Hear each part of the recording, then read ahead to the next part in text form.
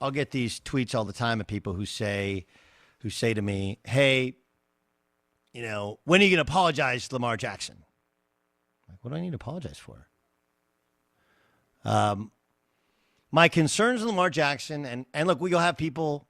Who did we have on yesterday who said, he thinks he should get the biggest contract in the history of the sport? Like, the issue with Lamar Jackson is you still hold your breath worrying he's going to get hurt. He hasn't for the most part. He's been clean of injuries. Like, he is an outlier. An outlier. There have been quarterbacks who run before, never with the volume of carries of Lamar Jackson, and never the ones that no one gets a clean hit on him. So he hasn't been hurt, but traditionally, like, go through who are the best running quarterbacks of all time, right? Go through them. I mean, if you say Cam Newton, the number of injuries that piled up, and he is a massive human being. Lamar's obviously you can't catch. We can't hit what you can't catch. Steve Young, I mean, his career ended because of concussions and injuries, albeit it went a lot longer when he finally got a chance in San Francisco than anyone could have thought. And go look at them. RG3 took the world by storm as Rookie of the Year, but it was injuries and other stuff that derailed his career. But I've been realistic about Lamar. Like, look, there's still limitations on him as a thrower, although he's continued to improve, and they've embraced who they are.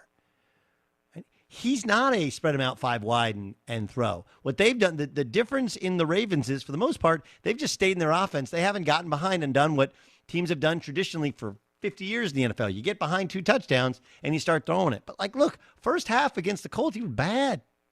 Second half, he was the greatest player in the NFL. And then this weekend, he was dominant. How long does it last? I don't know. Do people catch up to it? I'm not sure. Part of the catching up to it is you have to set your personnel really for your division and for who you're going to play most often. Right? So putting together the perfect type of personnel for playing the Ravens is very different than any other team. And so maybe the genius of it is it's really hard to adjust. But you have to give him credit. He's been way better than anyone would have thought. But I love this from John Harbaugh. So there's a Bengals player named Logan Wilson who is seen as being critical because the quote that's relayed is he said he's a running back who can throw. Here's John Harbaugh. Well, I think he's played phenomenally well. I think Lamar's handled it great. I don't think once somebody does something, some X and O idea, there is no answer. If you're looking for your headline here, I do think that people who make those statements are kind of, whistling in the graveyard just a little bit. Whistling in the graveyards. Okay. So let me give you this is what was actually said. Okay. The headline is that Logan Wilson said Lamar Jackson is a running back who can throw. Here's what he actually said after his game on Sunday. He's a running back that also plays quarterback, I think. He's very dynamic. You just got to contain him as best you can. We'll get more into that game plan next week.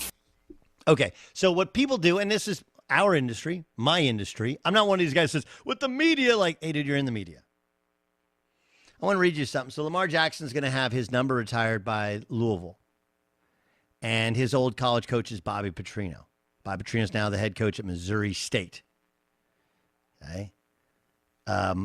This is amazing. This is actually the second paragraph in his printed statement, which you can see online. We knew Lamar would make an impact for us right away at Louisville. His unique physical and mental skill allowed us to use every pass play in our arsenal while taking the QB run game beyond where football has ever seen. Right? Lamar is an elite passer who makes all the throws. He happens to be the greatest runner at his position in the history of the game. So, however you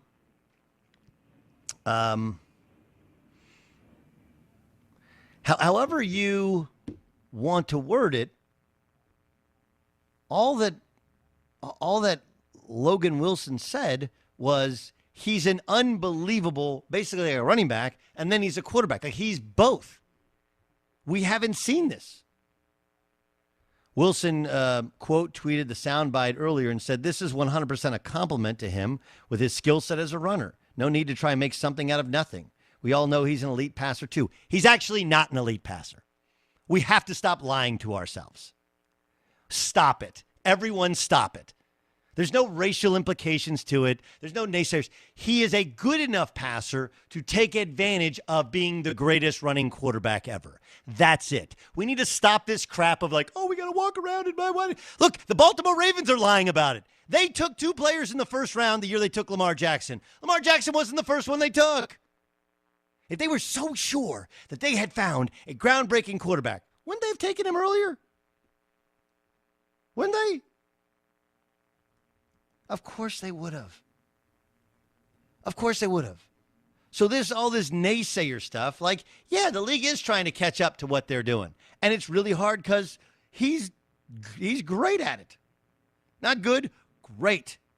Great at it. He's unbelievable at it. It's really hard to play against because no one else plays that way. No one else. But this talk about like somehow it's a bad thing to say that he's like a running back. Dude.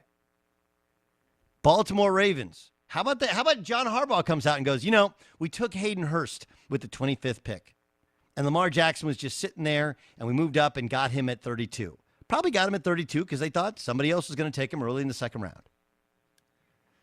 It's like we tell half this story with somebody wanted to be a wide receiver. Like, yeah, honestly, he was bad. His last college game, he was terrible. He played Mississippi State in a bowl game. He was bad. Okay?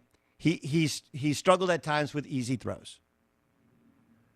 He throws a great ball downfield. Great ball downfield.